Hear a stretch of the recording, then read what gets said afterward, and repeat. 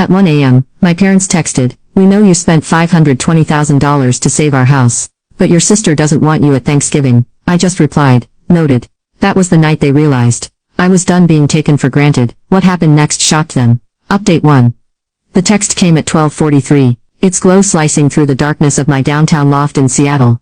"Sweetheart, we need to talk about Christmas. Your sister Chloe has everything perfectly planned, and she feels it's best if you don't come." I froze, rereading the message as if the words might rearrange themselves into something sane. "My name is Emma Caldwell. I'm 34 years old, and I had just received the coldest message imaginable from the parents whose mortgage I paid off 6 months ago." Another ping. "Chloe says, your presence might make things awkward. She's inviting some big names from her firm. Please understand." Of course Chloe had said that. My younger sister had always been the family star, the charming one who just needed time to find her path. Even when she quit law school halfway through or racked up $60,000 on my parents' credit cards for networking trips, they worshipped her. Meanwhile, I'd spent 15 years grinding in tech, living in jeans and thrifted coats, funneling every dollar into savings. When mom and dad nearly lost their lakefront home thanks to Chloe's debts and their own bad investments, guess who they called? Me. I wired $520,000 without blinking, emptying my brokerage account and selling the small rental property I'd worked a decade to buy. "We'll pay you back, Emma. You saved us." That's what they said, crying into my shoulder. "You're our rock." Now, half a year later, I was being disinvited from Christmas in the very house I'd saved because Chloe wanted to play hostess for her colleagues. Another message chimed.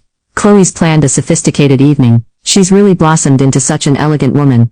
Blossomed. The same woman who once called me a control freak for asking when she'd return the $8,000 I'd lent her. The same sister who accused me of being stingy for refusing to co-sign her 4th car loan after she'd trashed the previous 3.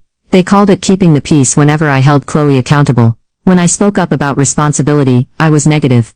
I sat at my desk and opened the safe. Inside was a slim folder, one they didn't know existed. 6 months ago, when I saved their home, my attorney had insisted on something ironclad. They'd been so desperate for help, they signed without hesitation. My phone buzzed again. This time I smiled. This time it was Chloe herself. "Hey sis. Hope you understand about Christmas. My boss and his wife are coming and I really need to make a good impression. You can be intense sometimes." Then the follow-up. "But we can totally do lunch next week."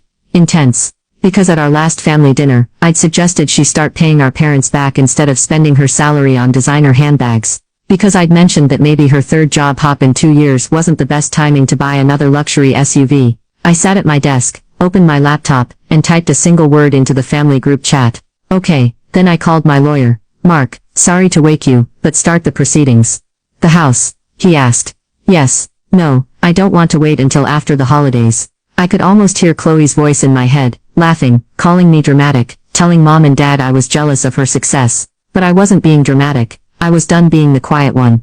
After hanging up with Mark, I opened a folder on my desktop labeled Evidence. Inside were months of screenshots, text threads, bank statements, photos, transfers from our parents' retirement fund to cover Chloe's temporary cash flow issues, withdrawals from their home equity line to float her failed ventures, credit card statements for 5-star hotel stays while mom begged me to cover property taxes. My phone lit up again. "Mom, this time, please don't be upset, sweetie. This is so important for Chloe's career. She's finally finding her path. We'll celebrate with you later." Later. Like all those other times, the vacations I wasn't invited to because Chloe needed quality time. The Christmas mornings where my achievements were background noise to Chloe's latest scheme. Every time I'd been asked to shrink, to step aside, because Chloe needed the spotlight. But this year would be different, because I had something they didn't know about, something that would make the word consequences very real. I picked up my phone and texted Mark one last time. "Send the papers first thing in the morning, and Mark, make sure they arrive during Chloe's perfect Christmas dinner." Then I opened another tab and booked a first-class ticket to the Maldives. "Merry Christmas, Chloe." I'd always wanted to watch the Pacific shimmer at sunrise, and now felt like the perfect time to start putting myself first. Let Chloe have her flawless Christmas soiree. Something told me it wouldn't end quite the way she planned. Christmas morning came with a storm of notifications lighting up my phone.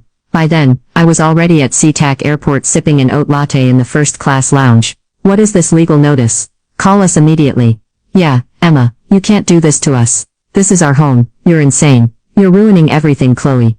I smiled, picturing the agreement they had signed half a year ago, the one that clearly stated they had 6 months to either purchase the house from me at market value or begin paying rent at the going rate. The notice they just received, it was a formal reminder of those terms, plus the clause they agreed to. Failure to comply would trigger immediate eviction proceedings. Now, you can watch the 2/3 part by pressing share and more.